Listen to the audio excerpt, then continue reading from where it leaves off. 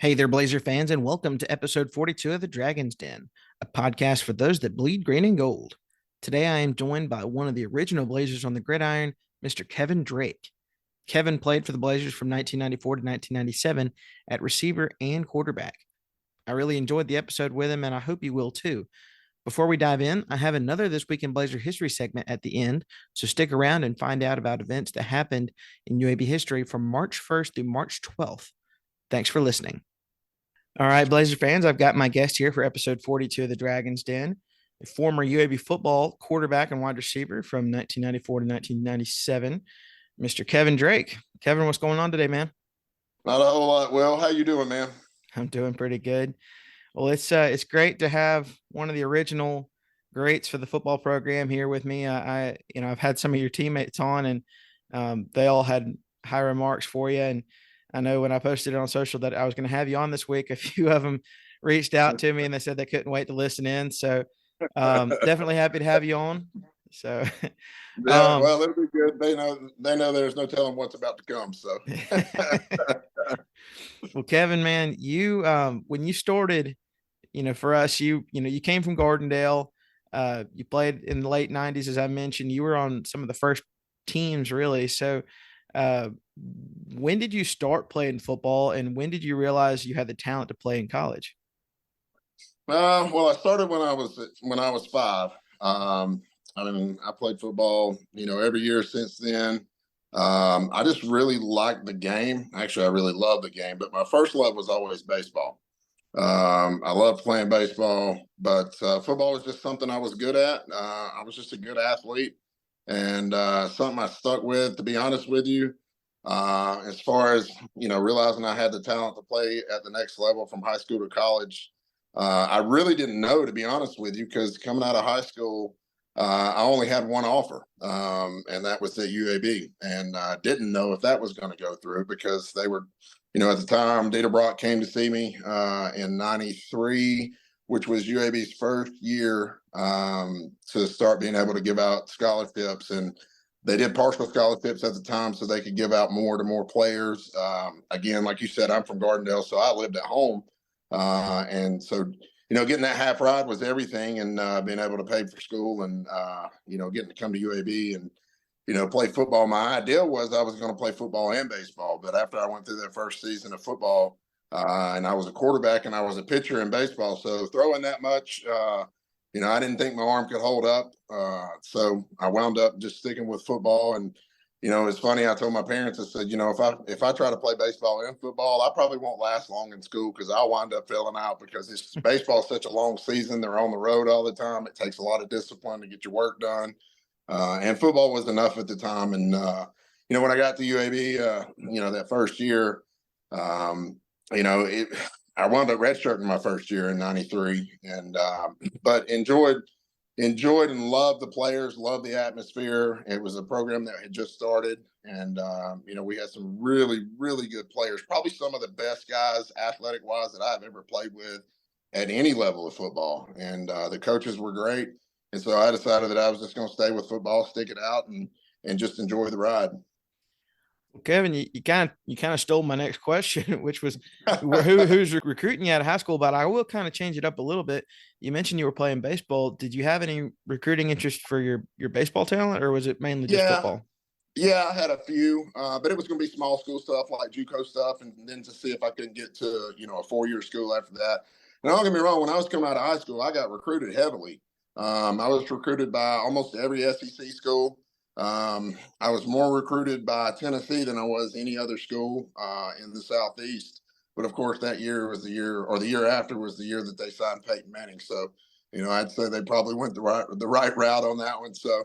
But I did get, I was recruited heavily by Alabama, Auburn, schools like Southern Miss, and some other schools, throughout the country. But my senior year in high school, we changed coaches, and my head coach left, and our defensive coordinator became the head coach. And the guy that left, Alan Pridmore, he was our offensive coordinator and probably one of the smartest offensive guys that I'd ever been around playing football in general. And he left, went to minor. We picked up a different OC, and the system changed, and we just didn't have a good year. We lost almost all of my offensive linemen. my senior or from my junior to my senior year, and wound up going 1-10. So that's part of the reason why we fell off. We went to the semifinals in the playoffs my junior year, and then my sophomore year, or that was my sophomore year. My junior year, we wound up going to the semifinals, and then went to the quarterfinals my sophomore year. So and then you go 1-10, and you're the leader of the team, and you're the quarterback, and you're not having good stats, then people, tend to shy away from you. And then, Dieter Brock and his staff came in, and like I said earlier, UAB was able to hand out scholarships, and they chose me, and that's kind of the way it went. But playing baseball, I just figured I could do both at UAB because they've got such a good, a great baseball program there as well. But I learned early on that just wasn't going to happen. So. Well, you mentioned in '94, you didn't play much. UAB went 7-4 that season, which was an impressive turnaround given that they started 1-4. You were behind an early great John Whitcomb. What were some of your memories or things you learned in your first year or first couple of years in college? Well, like you mentioned, being behind a guy like John Wickham, and he came from Southern Miss, and bringing just really what I learned is learn how to follow. At that point, learn how to follow the guys that are leading and pay attention, to how they did things. Work on my craft as much as possible, and just bend ears, ask questions, learn as much as you can, but nothing really ever takes the place of game experience. So I got a chance to play a couple of times that year. And but I mean, I can't say enough about being behind a guy like John Wickham. I mean, he's a true leader. What he's done, what he did for our program at that point, and speaks volumes to the kind of man he is. And he and I were roommates on the road that year, and just learning as much as I could from him, watching him, studying what he did, seeing how he went about his business really helped me. And we refer to it a lot on the pro level. It's how to be a pro. Find out, how do you become a pro, and what does that really mean? Well, it's the same thing in college. How do you become a leader? And I'm just a skinny kid coming out of Gardendale, and I just had a great arm, and was athletic, but to learn how to actually play the position, to have a coach like Dieter Brock to teach us, and just the way watch the way John Wickham went about his business really helped me a lot. So on to 1995, your sophomore season. Technically, you got the starting job. You guys had a rough start to the season at 0-5, but you started a good trend with a win over Wofford, 28-0. Two of those scores came from you on the ground, which that was Watson Brown's first year at the helm as head coach for the Blazers. So Watson liked to run it in that kind of wishbone option kind of style. What was that adjustment like for you? Well, for me, it was a huge adjustment because I'm not a runner, or I wasn't at the time. You switch offenses like that, and we went from having 3 wide to 4 wide at times with Dieter Brock and his offense to, the quarterback's going to run the ball a lot, and we're running, the speed option and different things like that. And I had never ran stuff like that. I ran the option a little bit in high school, but I didn't keep the ball a whole lot in high school. So again, I was just a skinny kid coming out of high school that had a great arm, and running just was not my forte, and I just wasn't built for it. And so making that adjustment with Watson's offense, to be honest with you, it was tough. But if you want to play, you're going to learn how to do things. You're going to learn how to adapt, and that's one of the things that I was able to do to further my career. At each level was learn how to adapt, learn how to be what they want you to be, and if you want to see the field, that's just what you do. And Watson had a completely different offense, and he brought some guys in with him when he became the head coach at UAB. And we had a great team at that point, and but we were all, the guys that were left there, we were all still learning how to adjust to a new coach, a new coaching staff, a new offense. But again, Watson and his staff were fantastic. I love Watson to death. He was always like a father figure to me. And, he believed in me, when a lot of times I didn't believe in myself. So, being the starting quarterback at that point and starting out, like you said, 0-4, 0-5, that's a rough start. And, it kind of makes you wonder what you're doing at times. but you kind of get it figured out and, figure out how to gel and how to mold. And I think we were all still trying to do that at that point. Well, the next week you traveled to North Texas. UAB got out to a 13-0 lead. North Texas came back to lead 14-13, and UAB regained the lead early in the fourth quarter on a touchdown pass from you to Cedric Buchanan. That was Yeah. UAB's first win over a 1A, or FBS as it's known today. That's the first win over a 1A team. What do you remember from that game, and what did that win mean to you guys? I remember everything from that game. That's one of those games that's probably my most favorite collegiate football game of my career, simply because it was what it was. We had nothing to lose. We're going to play a team, that's a Division, like at the time, a Division 1A team, and we had not, as a program, beat a Division 1A team, and it was their homecoming. And I always tell people the funny story about that game is I was sitting in the locker room right before the game, getting 2 shots in my shoulders just so I could play, because I had separated both my shoulders the week before, had gotten shots there in the week just so I could practice, and then was able to go out and things have to fall into place, and that's true on every big win at every program, no matter at what level. Everything kind of has to fall into place, and we were all really looking forward to that game. And when we got into the middle of that game, then we realized that we were good enough to beat this team and to beat these guys. And we were just, I remember a good deal of the plays from that game. I remember throwing that touchdown to Sed. I remember missing a touchdown to one of our tight ends. It worked out really well for us. But, the way that we felt after that game and the way the team responded during the game, and it meant the world to us, really, to be honest with you. And it was a huge win for the program, and I was just really excited to be a part of it, because it's, you only get to do it once as a program, and to be the starting quarterback and to lead our team to that victory meant the world to me. Well, UAB won their last 4 games and ended the season 5-6. What was the greatest lesson you learned from your first full year as a starting quarterback at the college level? Just don't quit.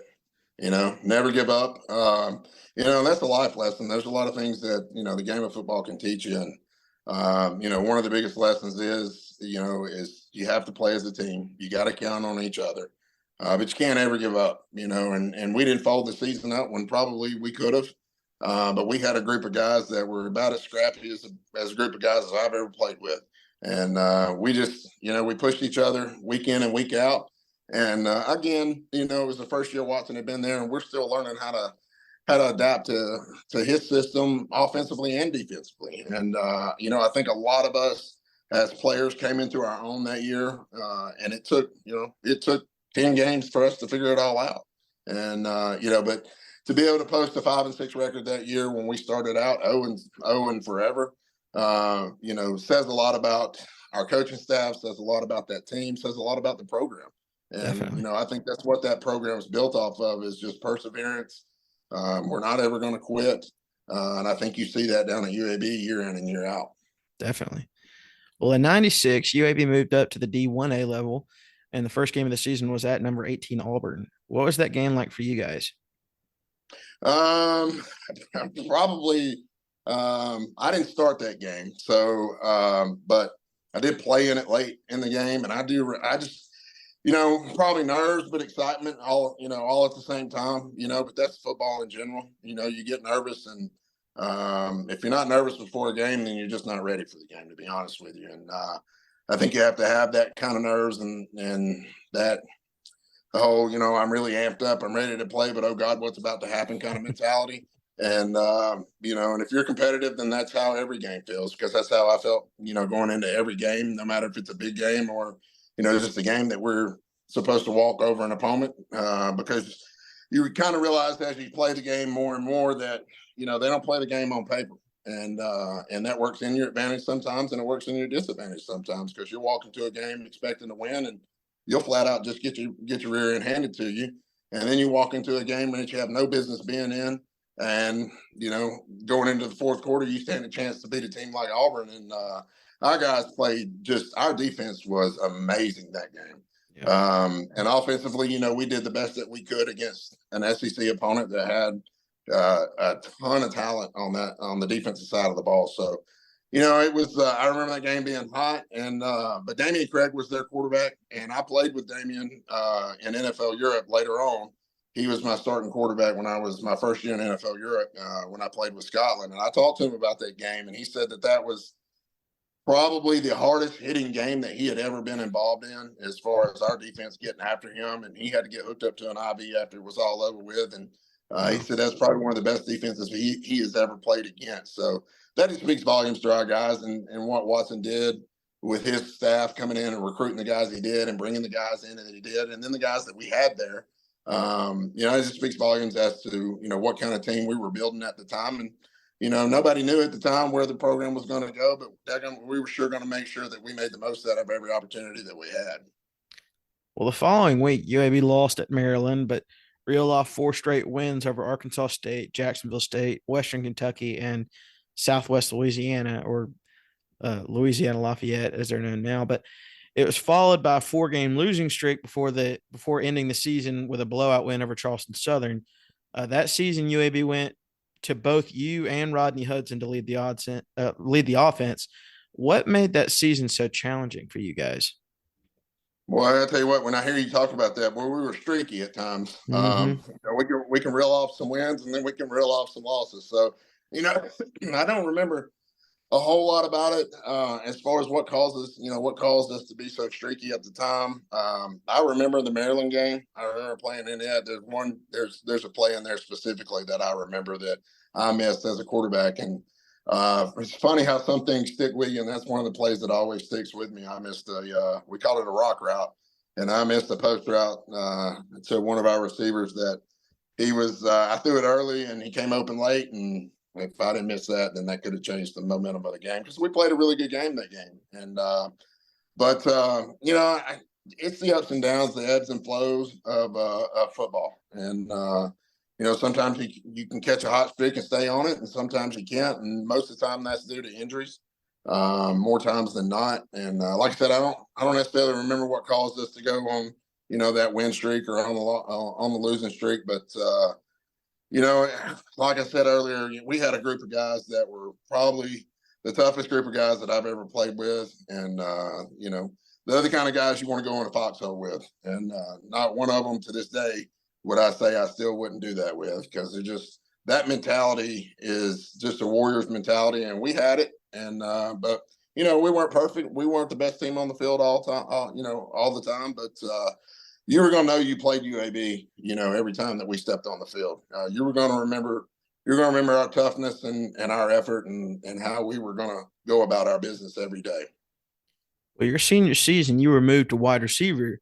You did very well at that position. You had a couple of games with 2 touchdown receptions. You had 7 receiving touchdowns that year, and you had 3 games with over 100 yards receiving.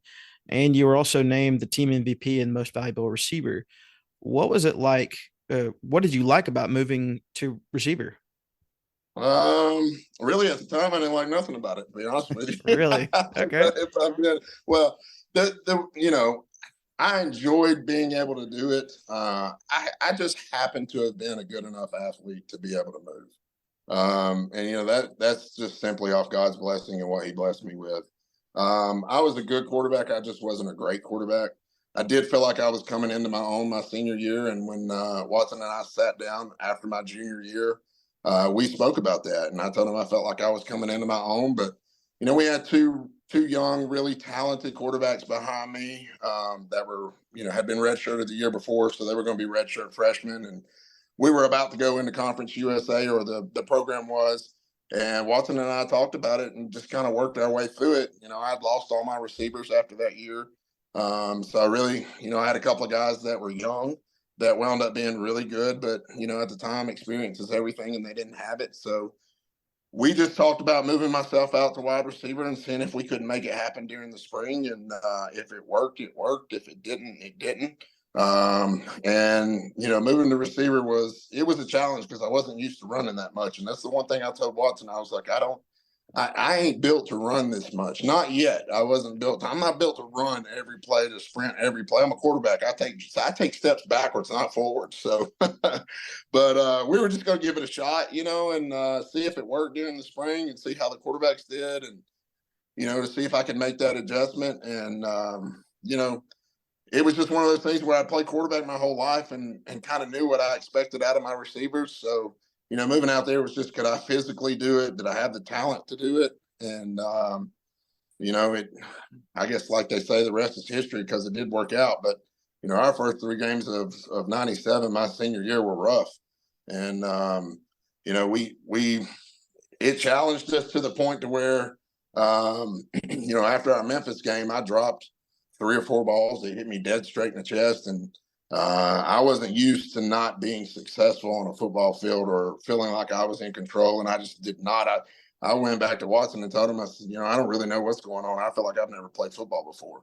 And he called me up to the front of the bus after the Memphis game, and he just kind of asked me what was going on. And I just told him I just was having a tough time adjusting to game speed at that position. And he pretty much told me, he said, look, if we don't get figured out after next week, then I'm moving you back to quarterback. And system's still the same. And, he said, quarterbacks aren't playing all that great. They're not playing all that great. So we've got to do something.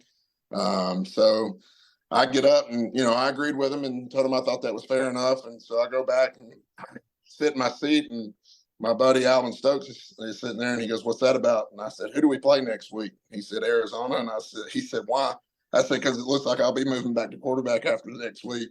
He said, because that was, Arizona had a fantastic defense, and we had to go out there and play them. So, but we wound up going out there and almost beating them. And that was the week that everything kind of clicked and changed for all of us. That had been moved. So my quarterback started playing well, and I had a fantastic game against 2 DBs that were really, really good, that wound up being, All-Americans, and wound up playing in the league for a long time. So it kind of worked out after that, but it was a rough start. And, I enjoyed moving. After I got out there and got comfortable with it, it was a lot of fun.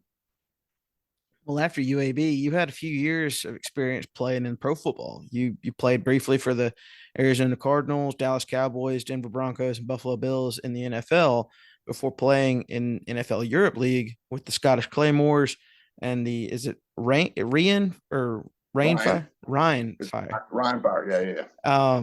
This was also followed by a year with the Birmingham Bolts in the original XFL. What was it like playing football overseas? Honestly, and I tell people this all the time when they ask me the same question when I tell them I'm playing NFL Europe. My second year in NFL Europe, when I played with Ryan Fire and we won the World Bowl, and I was on the All World team, which is their All Pro team, was the absolute best time I'd ever had playing football. It was the best season of my career, and what made it so special was the group of guys I was playing with, because we all meet down in Orlando. You go through 4 weeks of training camp down there, and then everybody leaves and goes to their country. And we had a group of guys that were just phenomenal, to be honest with you, and full of talent, young talent. And we were all hungry to get back. And that year, I was not allocated by a team in the NFL, so I was not with anybody, and I was trying to get back to the league. And I had a wide receivers coach that firmly believed in me and coached me probably better than anybody else that I had ever been with. And that's not a knock on any of the other coaches that I played for, but this guy was special and believed in me. And we had a group of guys that, when you go over to a different country, it's just you and your boys over there, to be honest with you, especially when you go to Germany, because, there's a lot of English speaking people over there, and the younger generation over there does speak English, but there's a lot of people that just don't. And if you don't know German, which I don't, so you go over there and it's just you. And we had a group of guys over there that were fantastic. And we played some of the best football that I've ever been around in my life. And Danny Werfel, our quarterback, had a lot to do with that. He was our starting quarterback, and he wound up setting the NFL Europe record for most passing yards in a single season. And I just happened to be on the receiving end of a lot of that. And I wound up being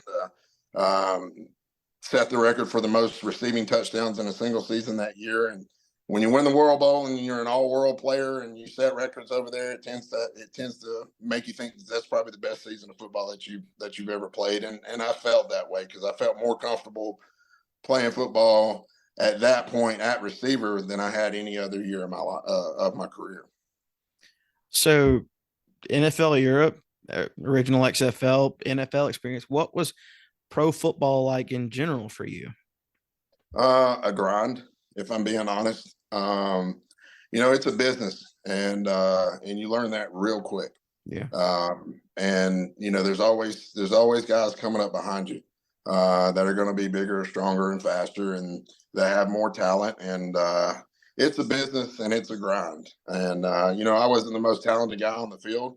And when you realize that, when you've been one of the most talented players on the field, and you get there, and all of a sudden you're not, and you realize that you've got to put in a lot more effort than you've ever put in your life. But the experience within itself is something I'd never trade. I wouldn't trade that for the world. It does feel like a lifetime ago. There's a lot of things I look back on and I'm just like, God, that was so long ago. I remember it, but I just don't feel like I was the one that was there. So, but it was one of the greatest joys of my life. I got to meet a lot of good people, got to do something that, I never thought in a million years I'd be able to do. So, it was the way that it all worked out, and the teams that I got to play for, and the opportunity that I was given.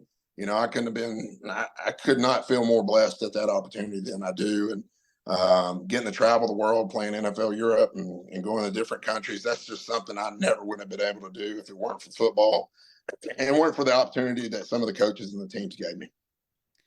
Several years ago, you were featured in news stories by AL.com and ABC 3340 about the aftermath of concussions on your life from football. Concussions are a huge area of discussion now for football. What is your life like now since those news stories, and what is it like, having a life after football? Um, it was an adjustment. There's just a lot of things that you learn that, from your playing days and things that happened, and how much things have changed, which is a good thing for the game of football, as far as concussions go and injuries in general go. But as far as me, I'm living life, man. I've since I've got through playing football, I've owned three different companies. I've started all three of those from scratch. They've all been very successful. I'm in the middle of one right now that I absolutely love, that I never thought in the world that I'd be doing. So, but I'm doing great, and I don't have any after effects from those things. Not now.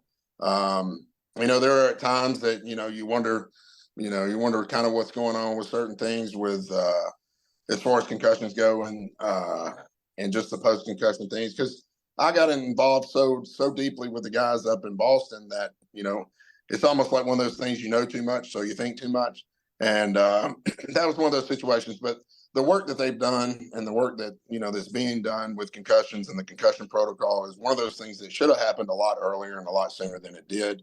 There are hundreds of guys that are just not doing well from it, and have suffered tremendously. And that's one of the reasons why I got involved in the program that I got involved with, is because I wanted to make a difference, because I've been there. I know how it feels to live with a concussed brain, and I know what that feeling's like. And I had over 10 documented concussions in my playing career. So it's not a great feeling. It's a very lonely place to be at times. And the work that a lot of groups are doing, they're doing fantastic work to help with families and to help with support. And that's just one of the things that should have been there, like I said, for a long time ago, because we knew about this a long time ago. We just chose to stick our head in the sand with it, I guess. And football's a warrior sport, and as a player, you're not really going to say a whole lot, because especially at the highest level, because if you do, I mean, you're talking about jeopardizing your career, financially, with your family, and that's a big risk to take. But we know more now than we've ever known before. And it's, we're more aware, everybody's more aware. So it doesn't look like what it used to look like, as far as speaking up and talking about it. And which I'm glad that we've gotten to the point to where, an invisible injury is not so invisible anymore. And I think that's the most important thing that we can take from it. It's true. Well, you were described as a journeyman in one of those stories because you played for so many teams.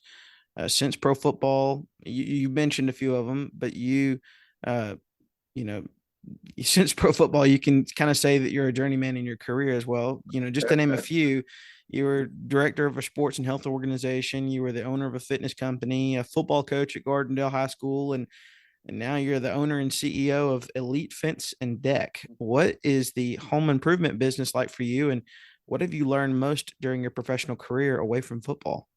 Well, I tell you, I think my whole life can be summed up as a journeyman. I chose to work for myself when I got through playing football because I just didn't really want to work for anybody else. To be honest with you, I wanted to be able to control my own income, my own destiny, and I like having that kind of pressure on me as far as being successful. Now, whether some people want to call that success or not, I do. It's fared me pretty well in my life and in my career in football and in my career, doing what I do for a living. So, yeah, I'm doing something now that I never thought in a million years I'd be doing, to be honest with you. I own a fence and deck company, and, we do remodeling as well. And it's just one of those things I happened to get into. I was, willing to take that leap of faith to get into it and to start this kind of company. And I had to learn a lot, to be honest with you, because I didn't know a daggum thing about it, to be honest.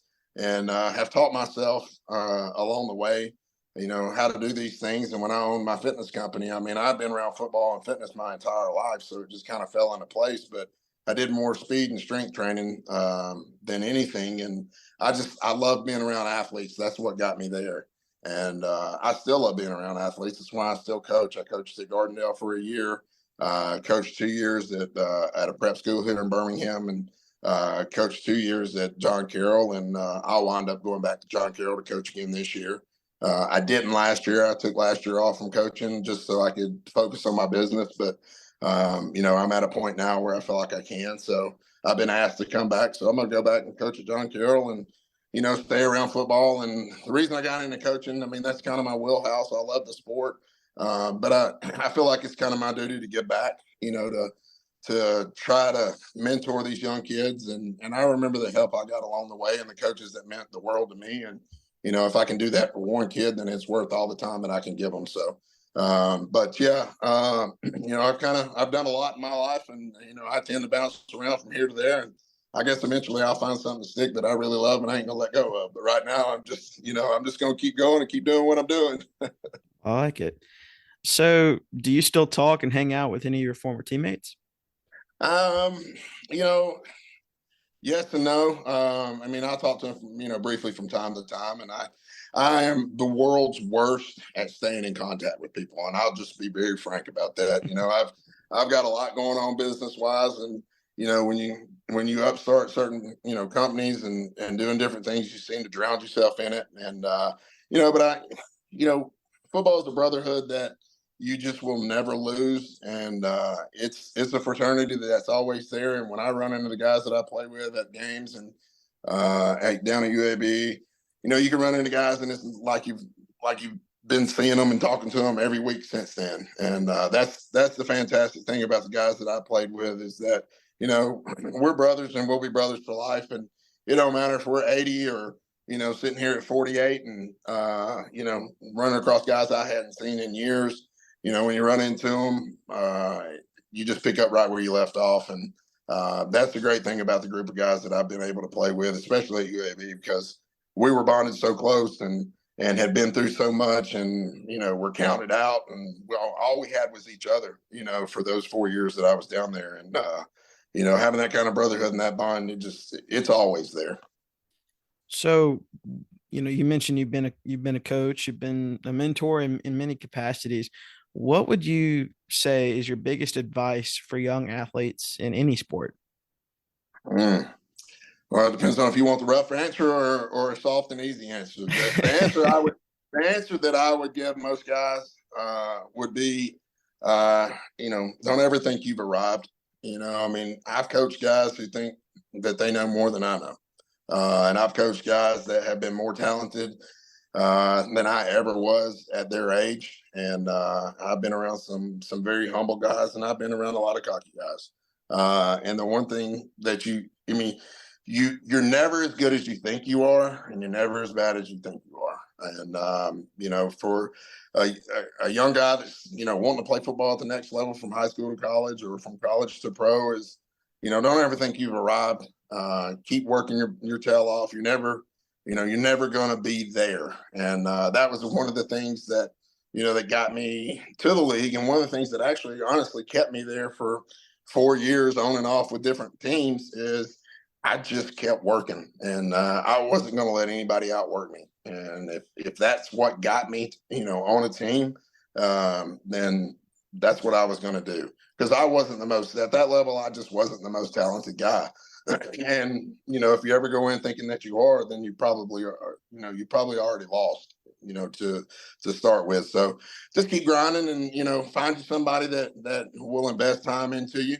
And just treat everybody the way you want to be treated, because that will take you further than anything else in life will, really, to be honest with you. It's just, be a stand-up guy, work hard, keep your head down, and stay out of trouble. So and you kind of mentioned it, but how is life overall now? How is life what now? How is life overall now? Man, I can't complain, man. I'm living the dream, to be honest with you. And it's my dream, and I love it. And I'm married to the most wonderful woman that I've ever met in my life. And we're building a life out in Clear now, and I own a business, and I'm probably happier than I've ever been in my entire life. And we're just gonna keep riding that wave as long as we can, because I ain't getting no younger, that's for sure. Well, Kevin, man, I got a couple more questions for you, and then I'll let you go. I got a couple of questions from social media, and I can't help but feel like these two guys had some ulterior motives when they asked me these God, here we questions. go. Yeah. So the first question comes from Cedric Buchanan at Cedric Buchanan1 on Twitter. He asked, and of course, former guest on the show and former teammate of yours, he asked, where did he, and he means you, learn to play receiver? Where? Nowhere. I had to learn. I learned it on the fly, to be honest with you. I saw that question you sent me that earlier, and I was like, man, how do I answer that? Because I really didn't learn it anywhere. I moved to that position my senior year in college, and really the only reason I moved out there is because I was athletic enough to do it. So, you know, just trying to figure it all out, to be honest with you. But our coaching staff at UAB at the time, and Rick Christopher was my receivers coach, and I probably, if the straight answer would be I learned it from Rick. Because he had to teach me a lot to a guy that didn't know hardly anything about running routes. I knew what all the routes were, but I mean, that's a different story when you got to go out there and put your foot in the ground, and you got a guy in front of you that that's guarding you, and you got to learn to read coverages out there, which I was fine doing that when I was under center. But when you're out there running routes, that's a whole nother ballgame, and it changes the whole dynamic. And I just put the work in. I felt like I put the work in as much as possible. Every day I went to practice, just trying to learn the ins and outs, because it's always the little things that you have to learn that are going to make the biggest difference in your route running and how you play the position and what the quarterback needs out of that position. And again, moving from quarterback was probably the greatest thing I could have done than from any other position, moving to wide receiver, because I had watched, I'd had some really good receivers that I played with that I got to watch them run routes on film and to see how they do things. But I studied as much as I could. I studied film on Ed McCaffrey, of all people, that I wound up playing with in Denver. But I remember studying a film on him that Rick Christopher gave me my senior year in college, and I took it home, and it was old VHS tape, and I sat there and rewound it, and watched it, and rewound it, and watched it, and just watching those guys, how they run routes and how to get DBs to move and how to get to the points that you want to get to. And I was fast on the college level, but when you get to the NFL, I'm still learning the position when I get to the league. So, and I'm certainly not the fastest player out there. So you better figure some things out real quick if you want to stick around. So, in short, I guess that's the right answer. Is that Rick Christopher had a great deal on my longevity in my career and being able to pick up that position. My next question comes from another former teammate of yours, Curtis Jeter on Facebook. He asked, who was the best D lineman you played with? Who's That's called a trap question. Yes, That's sir. called a trap question because the easy answer is Curtis Jeter. But when I first got down there, Josh Evans, he was the defense line. He was the first guy to ever go to the league from UAB, and he had a long career. And Josh was the guy that I sat back and because I didn't play my first year.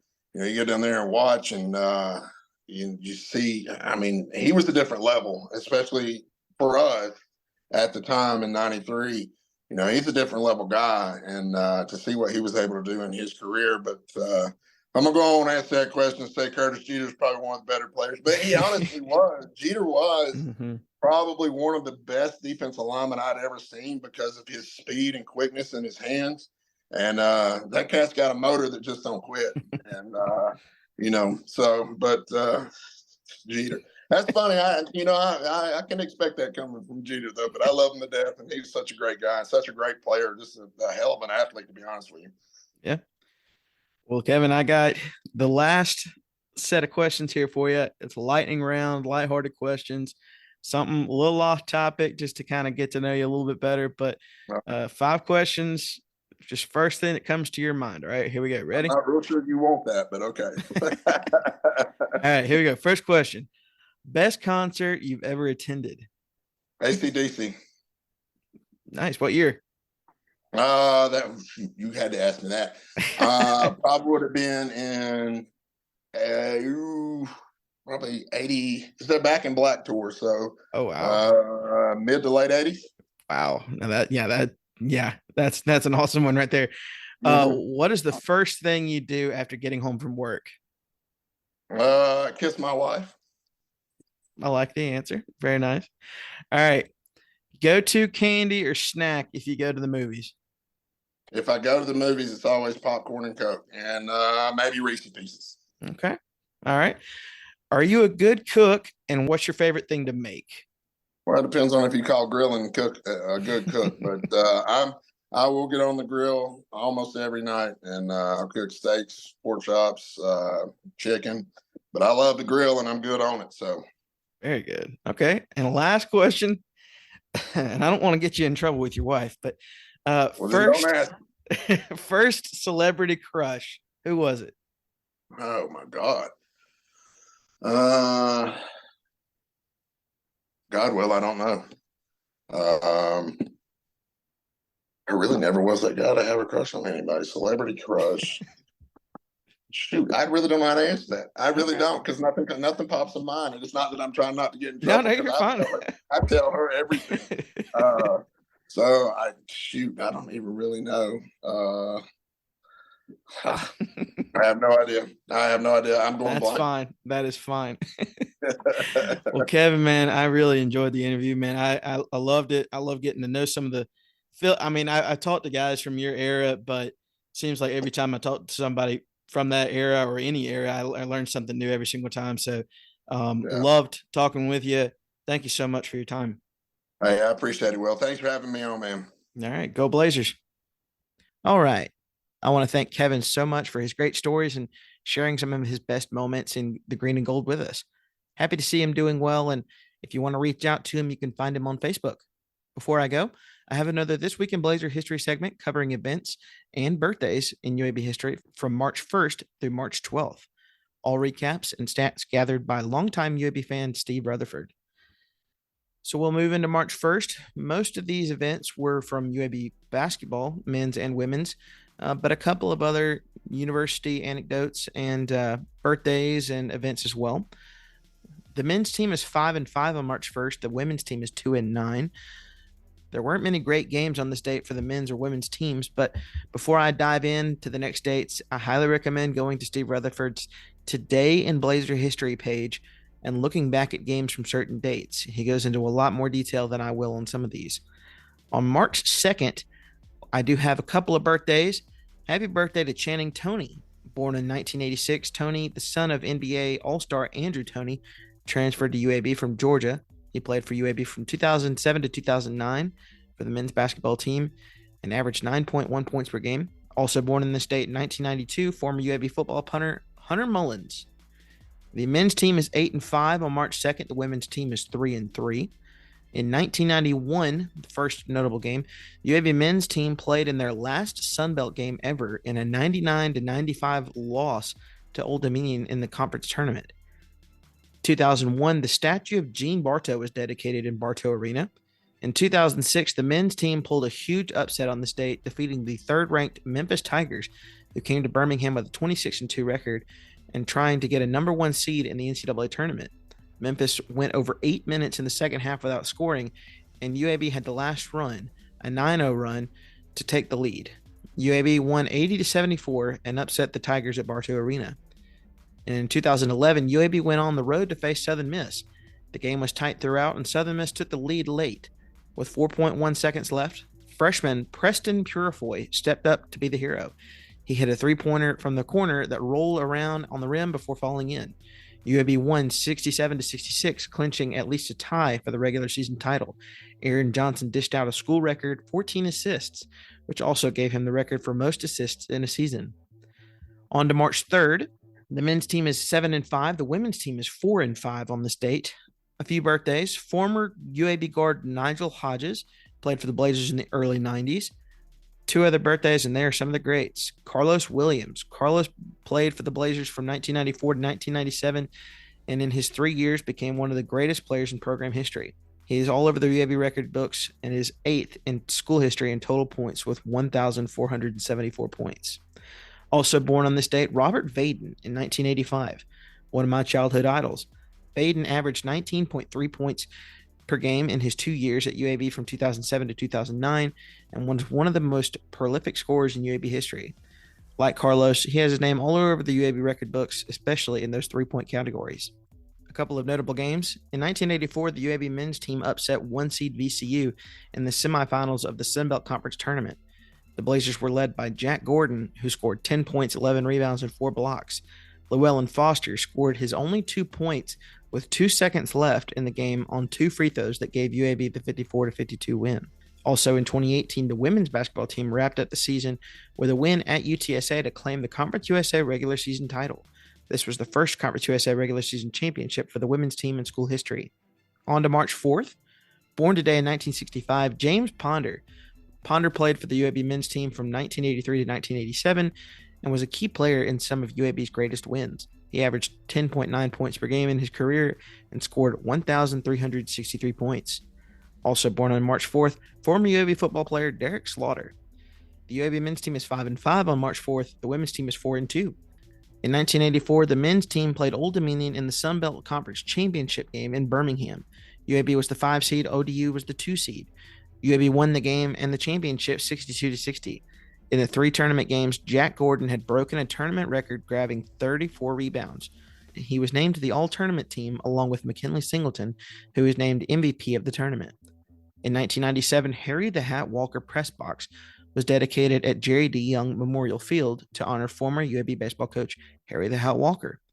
In 2000, the women's team upset 1 seed and 24th ranked Marquette in the Conference USA basketball tournament by a score of 71-61 on their way to the Conference USA title game. Holly Holland led the Blazers with 17 points, while Felicia Jackson and Deanna Jackson added 15 apiece. On March 5th, one notable birthday, former UAB softball infielder Rachel Owens. The UAB men's basketball team is 9-5 all-time on March 5th. The women's team is 5-6. In 1994, the UAB women's basketball team wrapped up the regular season with a win over Cincinnati 83-62. This capped off a regular season record of 21-5 to crown UAB the Great Midwest regular season champions. In 1997, the Conference USA men's tournament was in St. Louis, Missouri. UAB was the 7th seed playing against 10th seed Houston. UAB was down by 15 points at one point, but a barrage of three-pointers by Cedric Dixon and Damon Cobb brought the Blazers back. Dixon hit the game winner to give UAB a 55-54 win. It was the first Conference USA tournament win in 7 years for UAB. 2008, Robert Vaden hit 8 3-pointers and scored 26 points as UAB beat Tulsa 84-70. Vaden tied Andy Kennedy's record for most 20-point games in a season with 17. In 2011, the UAB men's team clinched their first outright Conference USA regular season championship and their first conference championship in 21 years when UAB beat East Carolina 66-48. It was senior day for Jamar Sanders, who scored 15 points, and Aaron Johnson, who had 11 points and 9 assists. In 2016, the men's team closed out the season at Florida Atlantic in Boca Raton. The Blazers won 73-70 and registered a school record 26 wins at the time. William Lee had 15 points and the game-winning block to seal it. On to March 6th, one notable birthday, former UAB football linebacker and guest on the podcast, Joe Henderson. Happy birthday, Joe. The men's team has a record of 3-7, and the women's team has a record of 2-1 on March 6th. In 1980, the men's team played in its very first postseason tournament against Southwest Louisiana, known today as Louisiana or Louisiana Lafayette, in the NIT. Gene Bartow reached out to the NIT about a questionnaire for the tournament, but the papers had been sent to the University of Alabama in Tuscaloosa. UAB and Bama should have played in the first round of the tournament that year because then it was based regionally, but Alabama coach C.M. Newton refused to play UAB. To read the full story about it, visit C. Rutherford's Today in Blazer History and search March 6th. Back to the game, though. Southwest Louisiana was led by Anthony Toney, father of former UAB player Channing Toney, who was one of the top scorers in the country. The game was tight throughout, but a controversial held ball call was made late, and the Ragin' Cajuns got the ball back in the final seconds just to hit a game-winning jumper and win 74-72. In 1996, UAB and South Florida faced off in the very first Conference USA men's basketball tournament, and what would be Gene Bartow's last game as a coach. Carlos Williams, the Conference USA leader in scoring, was named first team All-Conference USA, and Damon Cobb was named All-Freshman team. UAB led by 2 points at halftime, but managed only 25 points in the second half and lost 73-57. Coach Bartow announced his retirement just after the season. In 2000, the UAB women's team made it all the way to the Conference USA championship game just before falling to Tulane 73-70. UAB still earned an at-large bid in the NCAA tournament and went on to the Sweet 16 that season. In 2004, the men's team ended the 2003-2004 regular season with a home game against TCU. 5 seniors were honored that day: Mo Finley, Sidney Ball, Gabe Kennedy, Tony Johnson, and Lee Cobb. The two teams had gone to overtime in a previous matchup, but in this game, UAB dominated. The Blazers led by as much as 32 points and won 87-62. They clinched a 5-way tie for first place in Conference USA regular season. It was UAB's first place finish, tie or otherwise, in Conference USA. On to March 7th, one notable birthday: former UAB football running back DJ Vinson. The men's team is 6-3 all time on March 7th, and the women's team is also 6-3.